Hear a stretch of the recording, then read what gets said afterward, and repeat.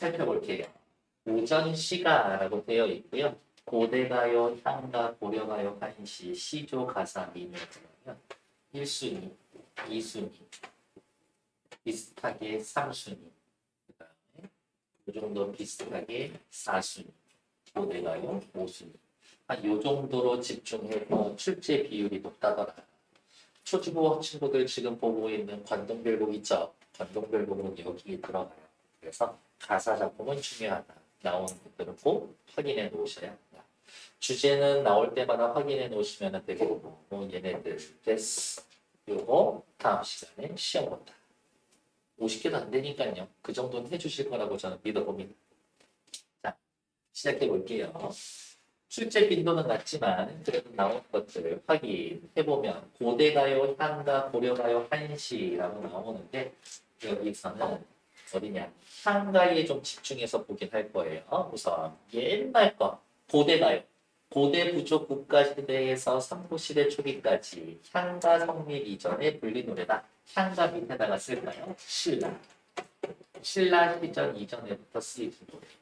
원시종합 예술에서 분화된 개인적이고 서정적인 내용의 시가를 의미합니다. 고대가요는 특징, 고대가요는 제천의식, 아유 어렵게 생각하지 말자고 그냥 제사 지내면서 부른 노래가 기원이 되므로 초기에는 주로 의식요, 노동요, 일을 하면서 이 말이 중요하네요. 초기에는 집단가요의 성격을 띠고 점차 개인적인 개인의 정서를 노래하는 개인 서정가요로 넘어갔습니다. 형식상의 특징, 고대가요가 있었던 시절에는 그냥 너무 극단적이긴 하지만 의식이 많이 발달해 있지 않고 그냥 마을에서 사람들 좀 모여 살던 시절, 당연히 글 같은 게 없었을 거예요. 그래서 당시에는 기록 수단이 없었기 때문에 어떤 인물이 어떤 상황에서 노래를 지었다라는 배경 설화와 함께 입에서 입으로 전해진다. 나중에 한자로 번역이 돼서 기록되고 그걸 지금 우리가 보고 있는 것이다. 오늘날까지 전해지는 고대 가요는 대부분 사구체 한역가다. 네 줄짜리 한문 시다. 사구체는 두 개의 행식 묶어 전반부와 후반부로 나눌 수가 있고요. 미래에는 해내 유리왕의 황조가 황조는 꾀꼬리고요. 유리왕이면은 누구예요? 고구려 2대 왕이지. 화희라고 하는 여자, 치희라고 하는 두 명의 왕비를 들여놓고 싸웠는데 둘이 사이가 안 좋아. 유리왕이 사냥을 나간 이후에 화희가 치희한테 이런 오랑캐 계집 같으니 라고 모욕을 줘. 그래서 치희가 나 이런 동네에서 못 살아 하면서 집을 떠나 궁을 떠나지.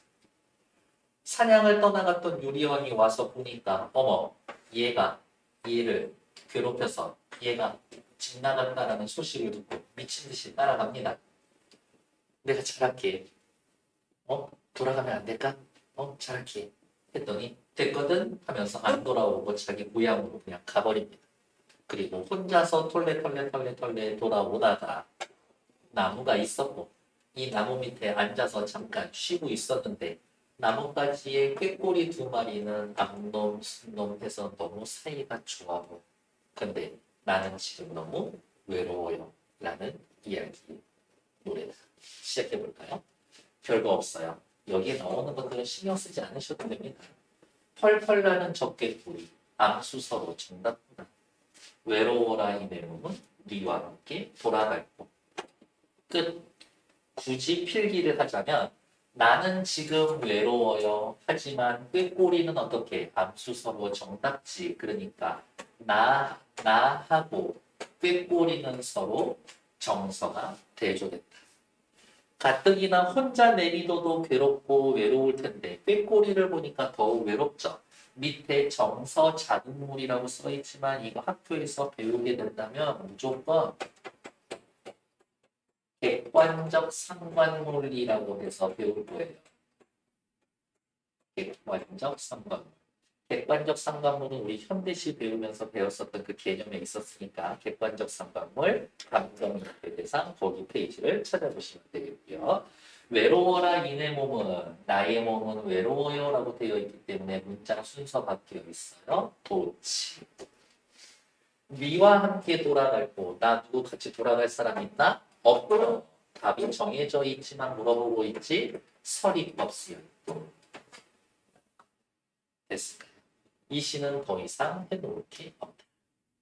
선생님 이거 옛날 건데 꼭 배워야 되나요? 그런 거 있잖아요. 최초의 뭐뭐 가장 오래된 뭐뭐뭐 이런 거면 맨날 중요하다고 하잖아요. 이거는 연대가 확인되는 가장 오래된 개인적 서정시. 그래서 얘네들을 좀 확인해 주죠. 다음 페이지 넘어갈게요. 향가는요, 꽤 중요하게 다뤄질 작품들이에요. 한 3년 전에 EBS에 향가 읽는 방법도 문제가 나온 적이 있고, 향가는 어떤 의미를 지니고 있고 어떤 구조를 지니고 있어요라고 해서 지문이 단독으로 나온 적도 있고, 향가는 형식상 시조로 나중에 시간이 지나면 연결될 거예요라고 해서 향가는 의외로 중요한 점. 대놓고 제목을 쓰자면 향가, 시골 노래라는 뜻인데요. 신라시대 때 쓰여진 노래인 거고 왜 시골이에요? 라고 이야기를 하면 당시 신라 말고 중국 쪽에 있었던 당나라를 큰 도시라고 보고 신라 사람들은 우리는 거기에 비하면 좀 시골 같지 라고 해서 향가라고 이름을 붙여줬다는데 저는 개인적으로 그래서 이 이름 별로 좋아하지는 않아요. 위험 거요. 신라 시대 때 노래 유행했던 노래입니다. 당시에는 한글이 없었으므로 무엇에 한자의 음과 뜻을 빌려 우리말을 빌려 쓰는 향찰로 표기되었습니다. 향찰에다가 동그라미 치고 별표. 향찰이라는 건 엄청 중요해요. 다시 뭐라고? 한자의 음과 뜻을 빌려서 요거를 두 글자로 줄이면 뭐 하냐? 차자라는 말을 쓸 거예요. 한자를 차 빌려 썼습니다. 한자를 차자 표기했다. 그러면 향찰이 뭔데요? 라고 물어보면 여기 있네요. 한자의 음과 뜻을 빌려서 끊고 우리말 순서에 맞게 적었다. 끊고 그 다음에 밑에다 하나 더 쓸까? 위에다 하나 더 쓸까? 우리말에 전면적 표기가 가능하다. 우리말에 전면적 표기가 가능하다. 무슨 말이냐? 한자에는 조사가 없어. 근데 한자를 빌려다가 우리는 조사를 쓸 수가 있지.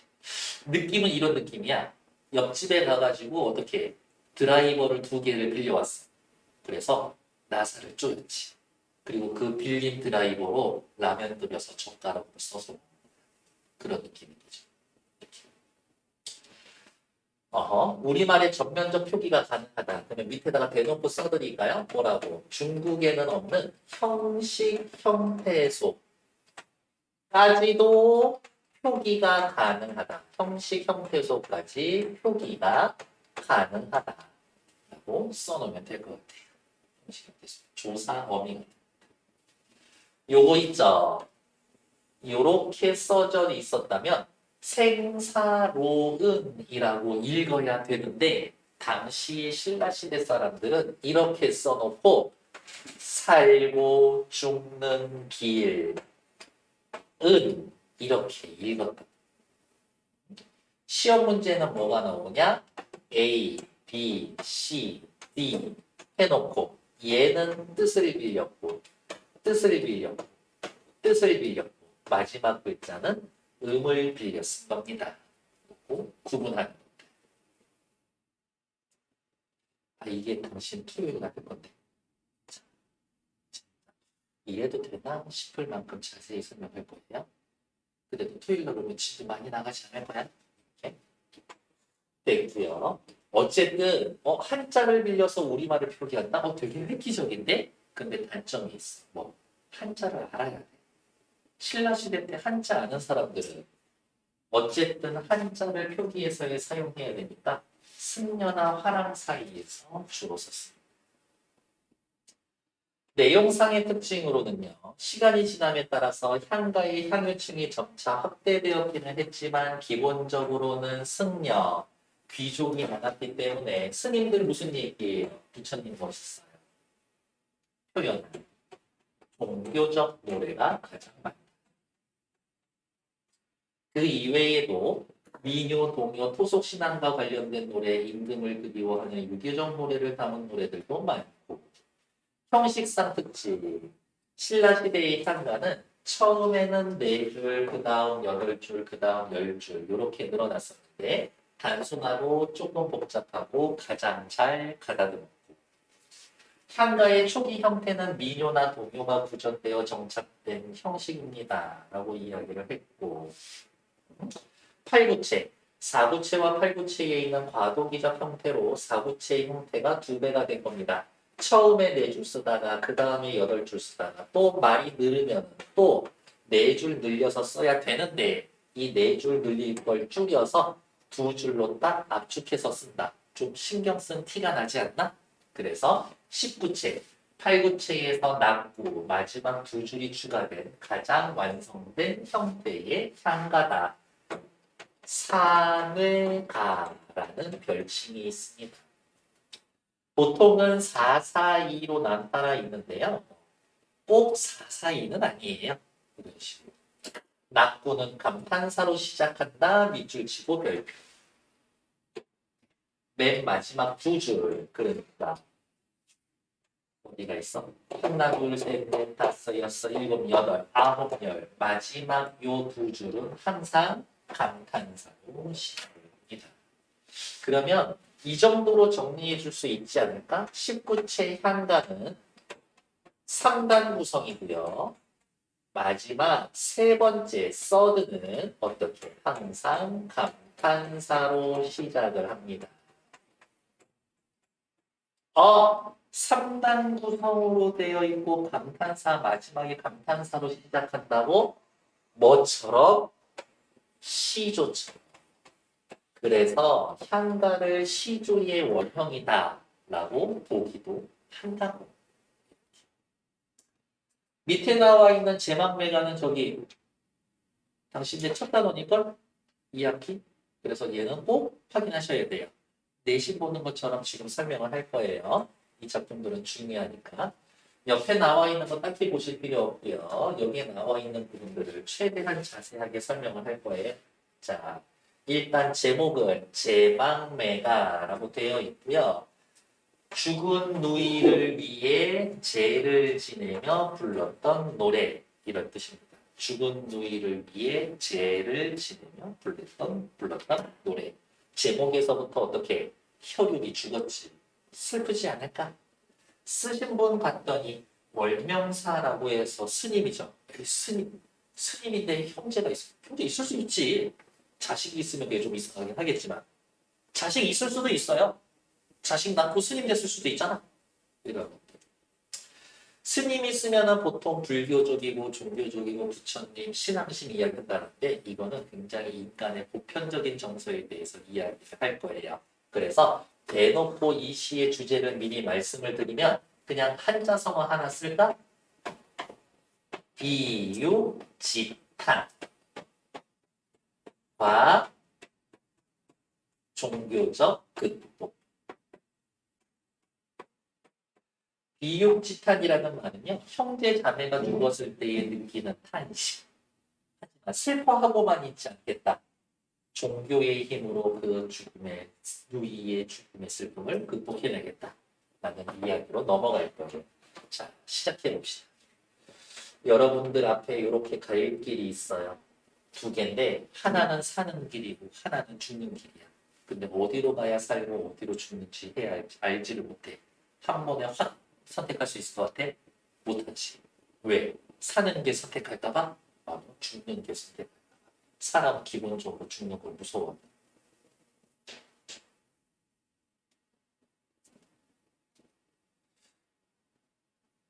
그냥 죽을 때, 내가 죽는구나를 그냥 알고 죽었으면 좋겠어. 괴롭지 않게. 보통 이야기할 때 잠자면서 죽었어요 라고 하면 되게 복 받았네 라고 이야기하는데 그러면은 죽으면서 조금 억울할 것 같아. 내가 죽는다라는 거는 좀 느낌은 알고 죽어야 되지 않을까? 그러면은 그냥 저는 그런 바람이 있어요. 아직 죽음에 대한 이러다 내가 죽을 수도 있겠다. 그런 적 있었던 적이 있니? 한 번도 없나? 저는 어릴 때 시골 내려갔다 물에 빠져 죽을 뻔한 적 한 번 있거든요. 그때 진짜 죽을 뻔했어요. 그때 동네 사는 여자애가 나 구해줬었어. 걔도 완전 발이 부은 거지. 물에 빠지네 이렇게 구해주고. 그랬어요. 시작해 볼게요. 생사길은 살고 죽는 길은 여기에서의 길은 갈림길의 의미가 있어요. 그 갈림길은 여기에 있음에 이승에 있지. 머뭇거리고 이쪽으로 갈까 저쪽으로 갈까 자꾸 머뭇거립니다. 왜? 죽음에 대한 두려움. 이 죽음에 대한 두려움은 인간이라면 누구나 가지고 있는 보편적인 감정이죠. 보편성. 누이가 죽으면서 이렇게 얘기. 나는 이제 간다. 여기 큰 따옴표. 라는 말도 못다 이루고 어찌 갑니까? 누이야 너는 죽으면서 왜 이제 죽는다라는 말도 못하고 갔는가? 라면 둘 중에 하나지. 뭐 저렇게 나는 이제 갈게 안녕 말할 틈도 없이 갑자기 죽었거나 죽을 때까지 아 나 죽기 싫어 죽기 싫어 죽기 싫어 하다 죽었거나 둘 중에 하나겠지. 근데 여기에서는 갑작스러운 죽음이라고 이야기를 할 거예요. 사고상가 봐요. 나는 간다라는 말도 못다 이루고 어찌 갑니까? 라면서 안타까운 탄식. 어느 가을 이른 바람에 이해저에 떨어질 잎처럼 한 가지에서 나고 가는 곳을 모르겠구나. 이게 어디 갔지? 이런 느낌이죠. 나무가 있고요. 가지가 있을 거예요. 이 가지에서 이파리가 나고 가지에서 이파리가 났는데 어느 가을 살살 불어온 바람에 이파리 하나가 떨어지고 있습니다. 됐나요? 어느 가을 이른 바람에 이리저리 떨어질 잎처럼 너는 죽고 너와 나는 한 가지에서 태어났는데 나는 네가 가는 곳이 어딘지 모르겠구나. 나는 네가 가는 곳이 어딘지 모르겠구나. 이제 해석하러 갈게요. 뭐 가을이라는 건 일반적으로 두 가지 의미가 있어요. 엄청 풍요롭거나 날씨가 추워서 이제 나무들 다 죽기 시작하잖아요. 풍요로움과 소멸의 이미지 둘 다 있는데 여기에서는 소멸의 이미지를 지니고 있지. 어느 가을 일찍 불어온 바람 때문에 이파리가 떨어졌죠. 떨어진 이파리 누구야? 죽은 누이야. 이파리 떨어졌어. 뭐 때문에? 바람 때문에. 그러면 바람은 일찍 찾아온 죽음이라고도 하지만 이 바람을 뭐라고? 누이의 죽음의 원인이라고도 하기도 한다. 일찍 불어온 바람. 아! 정보가 또 나오죠. 누이. 급작스럽게 죽었는데 어린 나이에 죽었어. 이리저리 떨어질 잎처럼 너와 나는 한 가지, 같은 가지에서 태어났는데 이게 죽은 누이고 아직 매달려 있는 게 월명사, 나라면 요 나뭇가지는 누구야? 같은 부모님이겠지. 그래서 너와 나는 같은 부모님한테 태어났는데 나는 네가 어디로 갔는지 그 가는 곳을 모르겠구나. 살아서 뭐하나 누이가 어디에 갔는지도 모르는데 허무함. 그리고 옆에다 하나 더 써놓을게요. 인생무사.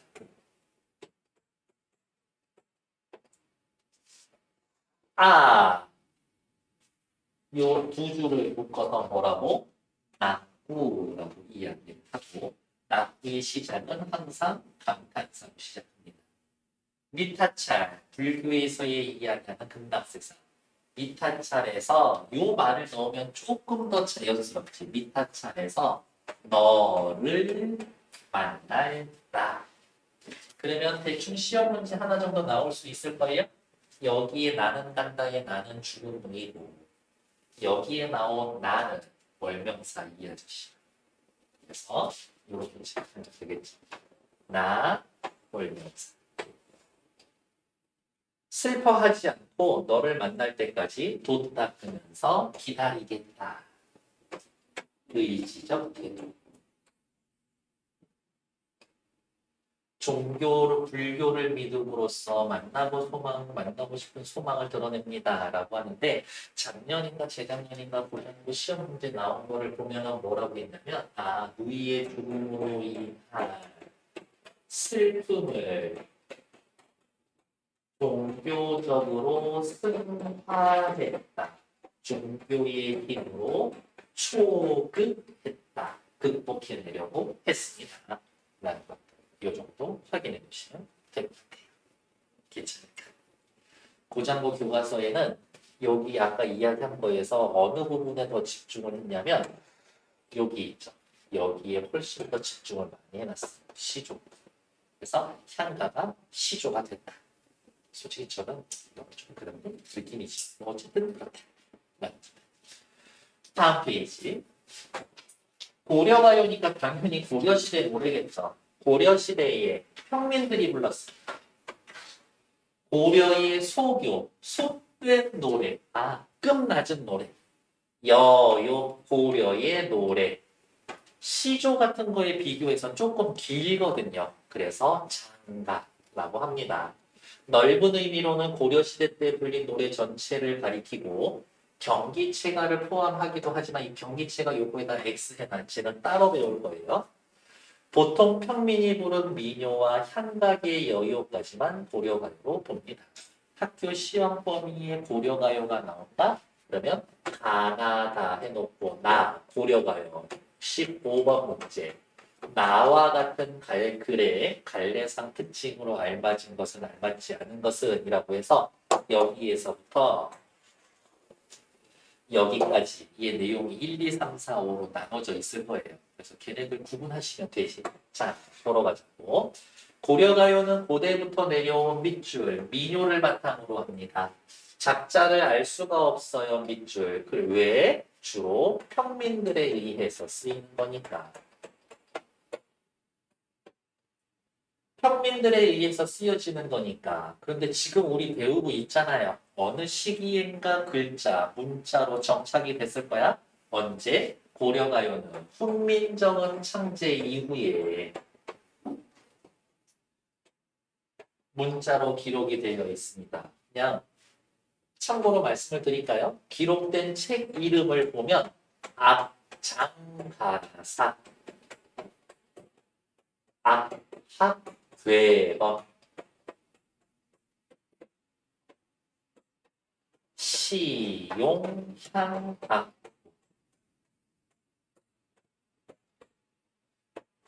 조금 삘이 오나? 이거 다 무슨 책이야?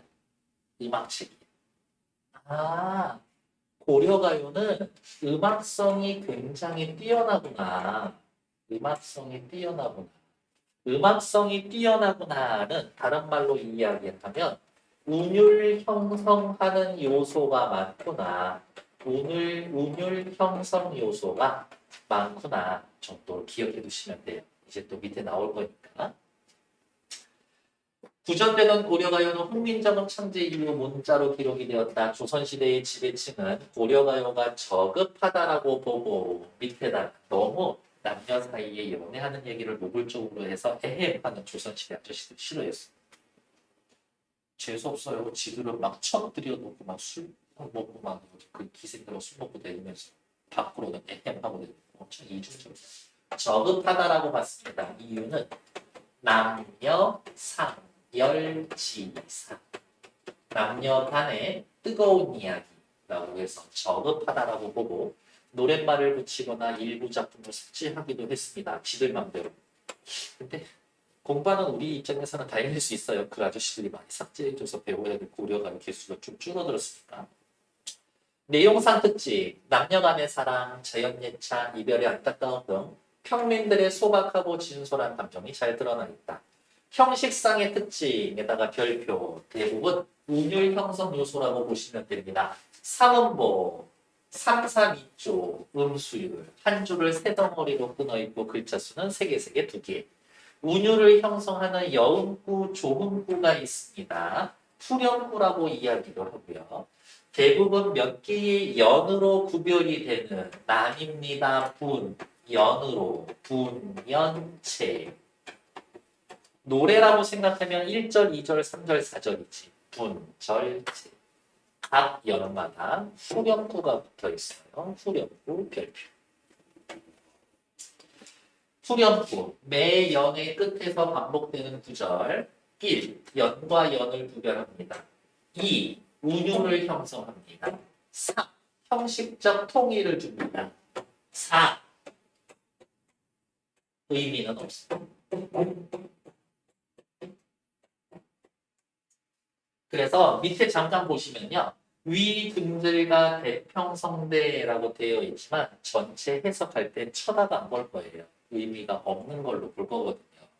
그래서 후렴구의 특징 1, 2, 3, 4 너무 좋지 않니? 왜? 보기는 5개니까요. 이 4개 중에 하나 퀴즈로 넣겠지. 굳이 뭐 하나 더 쓰자라고 이야기를 하면 의성어, 의태어 등 소리 흉내낸 말들이 많이 있다. 소리를 흉내낸 말들. 그래서 의성어, 의태어는 굳이 해석하지 않을 것이다. 가시리는요. 이별의 정환을 나타내는 대표적인 시죠. 그래서 밑에 그냥 해석을 볼게요. 가시렵니까? 가시렵니까? 나를 버리고 떠나려고 하십니까? 네가 떠나면 나는 어떻게 살라 하고 나를 버리고 가시겠습니까? 이 나쁜 놈. 생각 같아서는 붙잡아두고 싶지만 혹시나 님이 서운하면 너무 징글징글하면 너무 정떼버리면 다시 안 올까 두렵습니다. 서럽게 님을 보내니 지금 떠나가자마자 다시 돌아오세요. 뭐 얘기는 이렇게 흘러갈 거래요. 자, 위에 나와 있는 걸로 이제 다시 볼게요. 가시리 가시리 있고 나나 여 뜻이 없습니다. 3, 3, 2조에 한 덩어리, 두 덩어리, 세 덩어리, 3원. 괜찮나요? 나를 버리고 가시리 있고 나를 버리고 가시려니까 1년 옆에 이별 순간 충격과 슬픔의 정세. 충격과 슬픔의 정세. 나쁜 놈아, 나보고는 어떻게 살라 하고 나를 버리고 가시렵니까? 나쁜 놈아, 원망. 당신을 잡아두고 싶지만 성하면 아니 올까 두렵습니다. 요거 해석 하나만 외울까요? 뭐뭐을 쉐라면 뭐뭐 할까 두렵습니다. 뭐뭐 할까 걱정이에요. 요 정도. 그래서 결국엔 잡는다고 안 잡는다고 안 잡는다고 3년 옆에다가는 체념. 포기했나?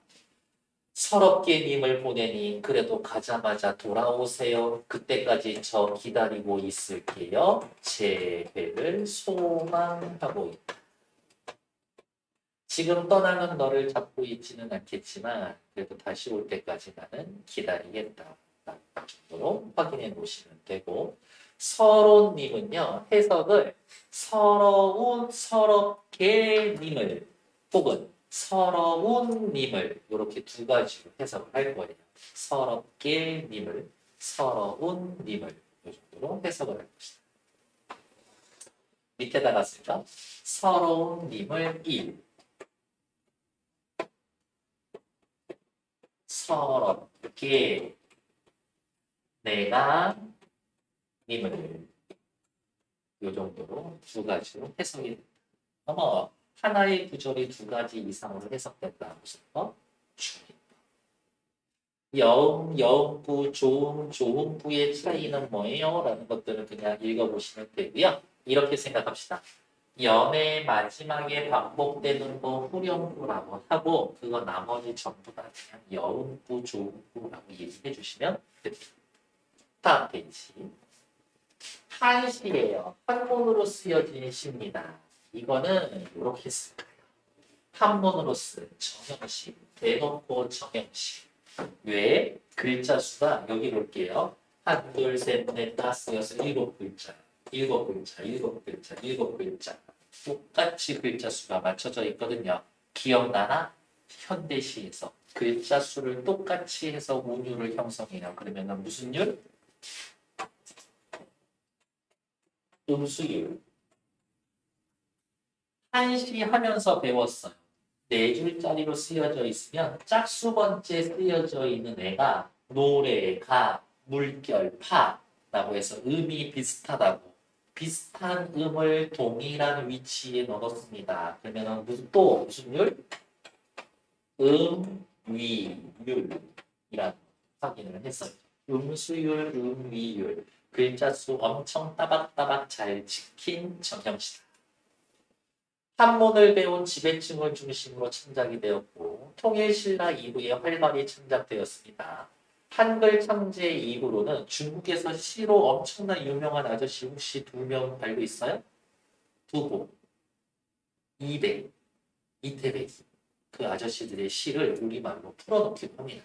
그것을 언해, 우리말로 해, 풀이해 놓았습니다. 형식상의 특징은요. 4개의 구로 되어 있고요. 한시는 기승전결 구조. 보통은 선경, 후정 구조다. 복습 차원에서 합시다. 기, 감정이 시작이 되고 승, 감정이 상승하고 전, 감정이 전환되고 결, 감정이 마무리됩니다. 앞에 나가서 현대시에서 시상 전개 방식 그 파트 찾으면 이 얘기 있어요. 선경 후정은요. 시를 툭 잘라서 앞부분에는 배경, 뒷부분에는 정서의 방식으로 시상이 전개되는 경우가 많다. 정지상의 송이는요. 우리말에서 이별가 중에 한시로 쓰여진 것 중에 짱이에요. 이야기할 거예요. 제목부터가 사람을 보내며 님을 보내며 제목부터가 이미 이별가야. 이렇게.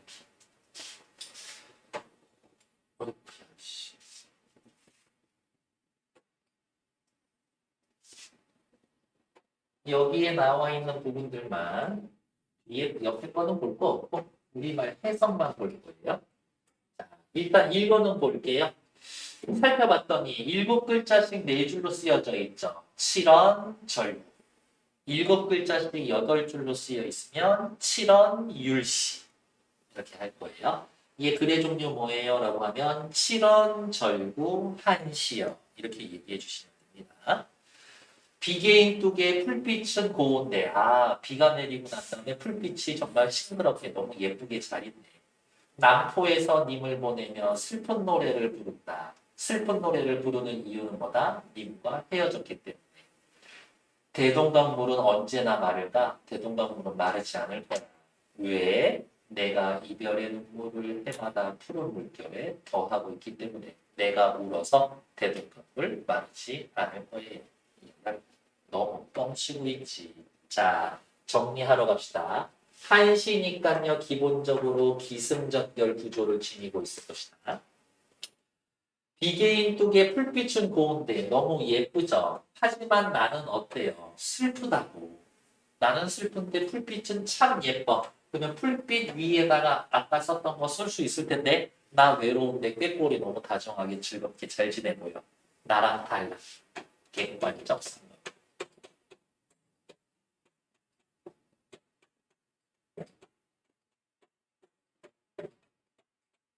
객관적 상관. 비개인 뚝의 풀빛은 고운데 남포에서 님을 보내며 슬픈 노래를 부른다. 님을 보내며 이별을 하고 있는 거죠. 이게 시를 쓰게 된 시작의 계기가 될 것이다. 대동강물은 언제나 마를 것인가? 말라 안 말라? 안 말라. 안 마르는 거 알면서 물어봤죠. 설이 들어. 왜냐고? 해마다 이별의 눈물, 푸른 물결에 보태고 있기 때문에 내가 울기 때문에 과자.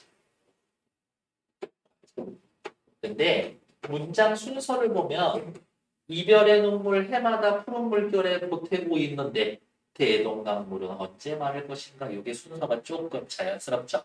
문장의 순서가 뒤바뀌어 있다. 도치. 그래서 이 정도 확인해 두면 되겠고 시각적 신상과 청각적 신상을 잘 쓰고 있습니다.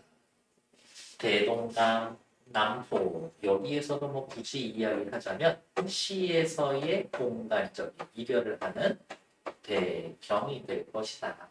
이 정도만 해놓으면 끝. 됐을까요? 가끔 이야기하는 거지만 사랑이 끝났다고 누구 치였다고 너무 매달리고 그러지 말어. 네? 제가 늘 강조하는 거예요. 보내줘. 네가 감히 이런 마음으로 보내줘. 요거네요. 주속 사람이에요. 이런 식을 썼지. 그거를 훈민정음 창제 이후에 우리말로 이렇게 번역해 놓은 거예요. 그러니까 두부의 시를 언해해 놓은 거예요. 그래서 두시언해라는 책이 따로 있어요. 나는 보면서 솔직히 이게 왜 좋은 시인지는 잘 모르겠어. 어쨌든 5글자씩 둘, 넷, 여섯, 여덟, 5글자씩 4줄로 쓰여져 있으면 5원 절구. 7글자씩 4줄이면 7원 절구. 5글자씩 5원 8줄 율시. 그래서 5원 율시. 얘도 4단 구성. 어떻게 끊을 것이나 둘, 둘, 둘, 둘 이렇게 끊을 거고. 어머, 둘둘둘둘이면 네 덩어리 기승전결이에요? 아니요. 율시는요. 수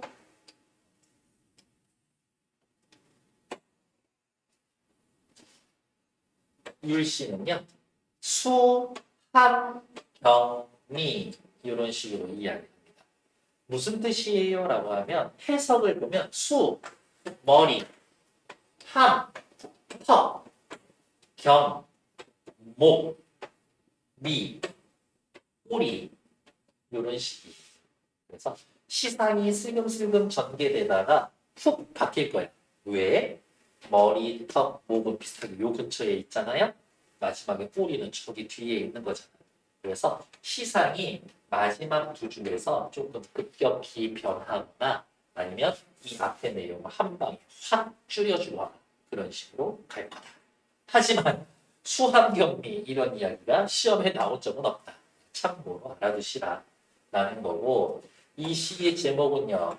두보의 춘마 봄에 기다리며 이거예요. 고향을 떠나서 먼 다른 동네에 있는데 와 큰일 났네. 내가 옮겨와 있는 이 동네에서 전쟁이 나가지고 완전 이동 금지. 고향에 갈래야 갈 수가 없어. 아, 우리 가족들 잘 지내나? 전쟁이 먼저서 우리 내 가족들이 있는 데까지 전쟁이 터져서 우리 가족들 다 죽는 거 아닌가? 걱정하면서 쓴 시다. 나라가 망해가고 있으니 산과 강만 이어져 있고 이건 해석 굳이 보지 않으셔도 돼요. 성 안에 봄이 되어서 나무만 색깔이 깊어지고 있다. 전쟁이 터지고 있는 이러한 시절을 애통하게 여기고 있으니 꽃이 나의 눈물을 흘리게 하고 전쟁인데도 옆에 막 꽃이 피어 있으니까 저 꽃이 피어 있으면 뭐하나 전쟁인데 집에도 못 가는데 우리 마누라 내 새끼들 잘 있나? 눈물만 흘리고 나의 가족과 이별했음을 슬퍼하니 새가 나의 마음을 놀래게 하구나. 사실은 전쟁이 터졌어요. 덜컥 가슴이 놀래는 건 누구야? 나지. 근데 얘가 대신 놀래줍니다. 전쟁이 봉화가 석 달을 이어지고 있으니 집으로 보낸 편지는 만금보다 값지구나. 가족의 소식을 들을 수가 있으니까. 근심 걱정이 쌓이고요. 스트레스가 쌓이면 사람 신체 보면서 막 어떻게 가슴 벌렁벌렁하고 머리털 빠지잖아요. 그런 얘기한 것 같아요.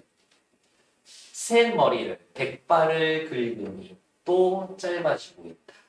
빛을 할수록 머리가 자꾸 빠지고 있다. 머리가 자꾸 빠져서 어느 정도로 비녀를 이기지 못할 듯 하다. 이렇게 묶어놓고 이렇게 젓가락 같은 걸로 꽂아놔도 머리털이 너무 없으니까 빛이 빠지고 만대. 대머리 치료제는 왜 아직도 안 나오고 있을까? 대머리라고 놀리면 안 돼요. 옛날에 내가 EBS에서 그 실험하는 거를 봤었는데 딱 봐도 너무 잘생기네요. 남자 키도 크고 진짜 잘생겼어요. 걔한테 대머리 가발을 씌워서 밖으로 걸어다니라고 그랬거든. 놀다 오라고. 그랬더니 애가 분장하고 문을 열고 나가는 순간부터 애가 의기소침해 좀 자꾸 땅만 보는데. 그래서 대머리 놀리면 안 돼요. 그 얘기를 왜 하는 거야? 아무튼 한시다. 밑에 나와 있는 거 딱히 되어 있고요. 그다음 옆에 오케이. 고대 시가 다 마무리가 되어가고 있네요. 자, 확인. 한가가 나오기 전에 불려졌었던 노래로 배경설화와 함께 구전되다가 후대에 기록이 되는 것은 고대가. 한가는 신라시대 때 쓰여진 문자 뭐라고? 한자를 빌려다가 우리식으로 써놓은 향찰로 표기된 우리 고유의 신화로 4구체, 8구체, 10구체가 있고 10구체는 다른 말로 사내가라고 했고 10구체의 3단 구성이 무엇으로? 시조로 이어질 겁니다. 세 번째 나와 있는 누구는 고려가요는 고려시대의 평민들이 부르던 민요가 궁중에서 공연된 뒤 한글 창제 이후 이게 아니라 조선 성종 때 훈민정음으로 기록이 돼서 오늘날까지 전해지고 있습니다. 고대가요는 개인의 정서를 노래한 서정시가 창작된 뒤 의식요는 그냥 땡! 처음에 여기에서 시작했다가 떼지어서 노래 부르기 싫은데 나는 나만의 감정을 노래하고 싶은데 이렇게 흘러가는 게 자연스럽지 않나? 그래서 여기에서 이렇게 흘러가는 거지 개인 정서에서 의식으로 넘어가는 거 아닌 X. 고려가요는 몇 개의 연으로 나뉘는 분연체. 오케이. 마지막에 후렴구가 반복된다. 운율을 형성한다. 오케이. 쓰지는 않을 거지만 후렴구의 역할 뭐 있어요? 짠! 내가 나오면은 1년 끝이야. 연을 구분해준다. 동일한 위치에 동일한 게 나오니까 형태상 통일감을 준다. 반복이 되니까 운율을 형성해준다. 의미는 없다. 한시는 한문으로 쓰여졌기 때문에 우리 문학이라고 하지 않는다? 아니야. 우리 문학이에요. 어떻게 우리 글이 없는 상태인데. 그렇잖아요. 브라질이 쓰는 말이 포르투갈어인가? 아르헨티나가 스페인어고? 그렇다고 합시다. 네. 그러면 아르헨티나에는 자기네 문학이 없어? 다 스페인어로 썼으니까? 그건 아니잖아요. 경기체가는요, 얼피아 씨가 아직 하지 않았는데 얘는 리을이라고 확인해 놓으시면 되고 향각의 여유, 향가 스타일인데 고려가요의 성격도 있습니다. 당연히 요쯤 되겠지. 후렴구는요, 매 연에 반복되는 구절이고 남녀 상열지사, 남녀 간의 뜨거운 이야기 지배적이고 비판할 때 쓰는 말이었습니다. 됐나요? 옆에 나와 있는 것들도 다른 작품들, 다른 파트였으면 여러분들 그냥 한번 풀어보세요라고 이야기를 했었을 텐데 어디가 있냐? 오케이. 얘네들은 직접적으로 풀기는 조금 힘들 수 있어요. 그래서 얘네들은 좀 같이 할 거예요. 자, 그냥 간단하게 확인할게요. 나중에 나올 때는 확인하겠지만 정읍사라고 이야기하면 제목부터 뭐예요? 정읍에서 들려줬던 노래 정도 될 거예요. 남편이 행상을 다녀 이렇게 짐 지고 오늘은 여기에서의 물건을 팔고 그 다음에 밤 되면 그 짐 챙겼다가 다음날 다른 장터에 가서 짐 팔고 그래서 남편이 적어도 6일 7일에 한 번은 집에 와야 돼. 근데 남편이 웬일인지 지금 보름이 넘게 한 달이 넘게 집에 안 오고 있어. 집에서 기다리고 있는 아내는 어떨까? 너무 걱정되지 않을까? 그래서 남편은 오고 계신가요? 라고 해서 산에 이렇게 올라가서 여기에 올라가 달을 보면서 우리 남편 제발 돌아오게 해주세요. 소원을 빌고 있는 행상 나간 남편의 아내가 써온 남편 잘 돌아오게 해주세요. 노래.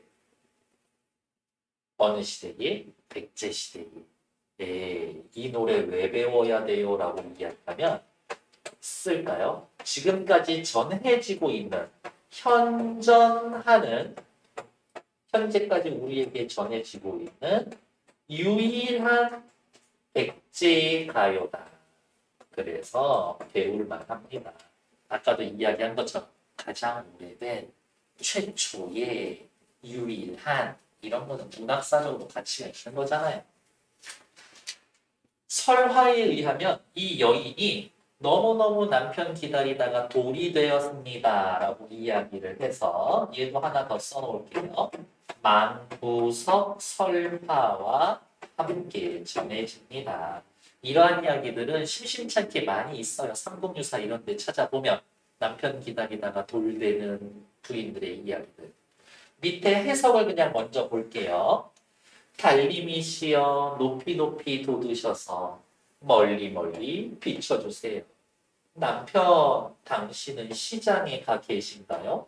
당신이 위험한 곳에 갈까 두렵습니다. 너무 걱정이에요. 당신만 돌아오면 괜찮으니까 우리 먹고 살 당신의 집 어느 곳에나 아무 데나 놓으세요. 당신만 돌아오면 됩니다. 당신이 가는 곳에 날이 저물까 두렵습니다. 너무 애절하게 남편의 안위를 걱정하고 있죠. 이거를 또 이상하게 해서 이상하게가 아니라 다르게 해석하면 여자가 좀 의심이 많아. 남편이 여자 좋아해. 그러면 어떻게? 이놈의 자식이 또 딴 년 만나가지고 놀러다니면서 집에 안 오나? 라고 해석을 할 수도 있다. 라고 고3 학생들도 배우고 그래요. 근데 좀 애절한 그런 느낌이 더 좋지 않을까? 그 정도로 하기. 위에 나와 있는 걸로 볼게요. 자, 어기야, 어강돌이 좀 다르게 표시하세요. 어기야, 어강돌이, 다롱돌이, 바로 이렇게 다시.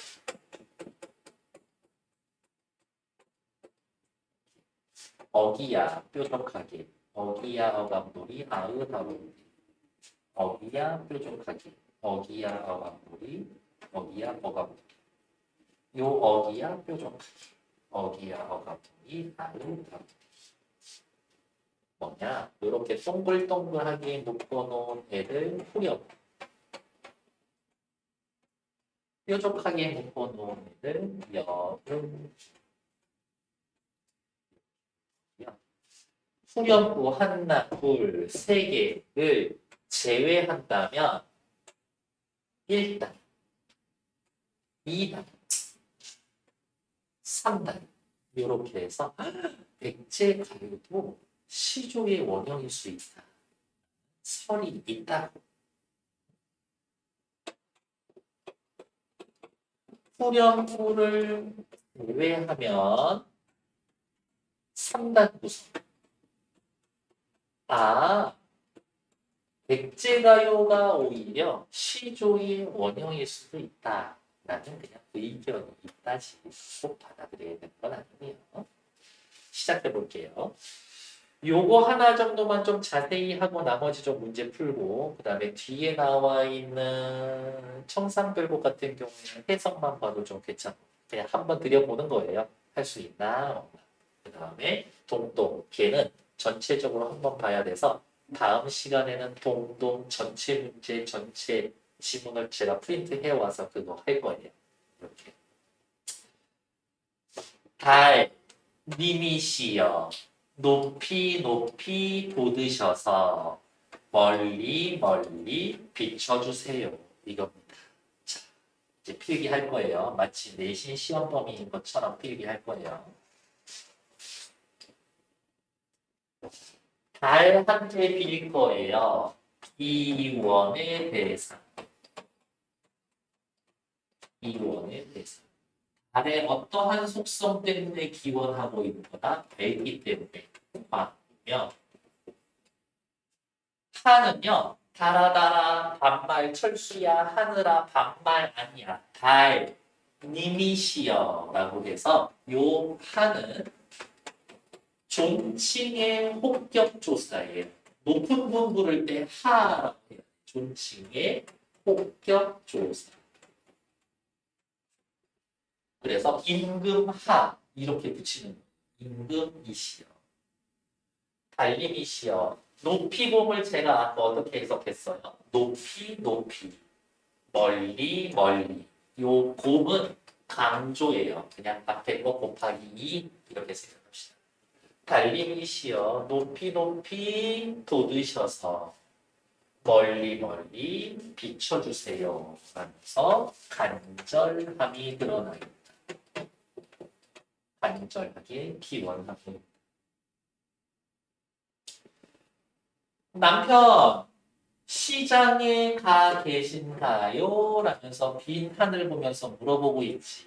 저제, 저잣거리, 시장 이 단어를 통해서 남편이 행상 다니는 사람이구나를 짐작할 수 있다. 당신이 증대, 질퍽질퍽한 데를 디데올셰라, 아까 을셰라 뭐였다고? 뭐뭐일까 두렵습니다. 당신이 질퍽질퍽한 곳을 디딜까 두렵습니다. 그러면 달은 밝고 좋은 건데 남편은 증대 밝으면 위험한 데잖아요. 증대 위험한. 아까 이야기한 것처럼 이 시의 부인이 질투심이 많은 여인이었다라고 하면 어떻게 다른 여인일 수도 있겠지.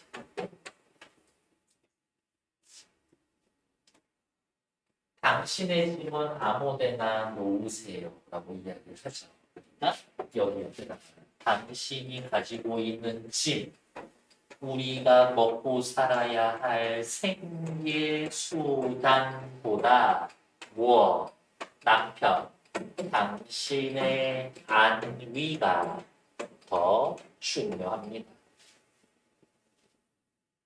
내 가는 데 정글을 쎄. 내가 가는 곳이 적다 두렵습니다. 여기에서의 나는 1번 이 시의 아내일 수도 있고요. 2번 남편으로 해석도 가능합니다. 근데 사실은 저물까 두려운 건 누가? 남편이 가는 게 저물까 두려운 거지. 근데 왜 나라고 했을까? 여기 또 다른 해설대 보면 남편과 나를 동일시해요. 그렇기 때문에 네, 라는 말을 썼습니다. 라고도 이해해 주셔도 괜찮을까요? 그래서 뒤에 여기 나와 있는 거 확인해 주시면 되겠고 뒤에 청산별 부분 충분히 보실 수 있을 것 같고요. 얘는 안 하셔도 돼요. 왜냐면 아까 말씀드린 것처럼 중요 작품인데 전체 다 나와 있지 않기 때문에 얘는 전체 다 확인을 할 거예요. 괜찮을까? 앞으로 돌아오셔서 문제 확인해 주시면 됩니다.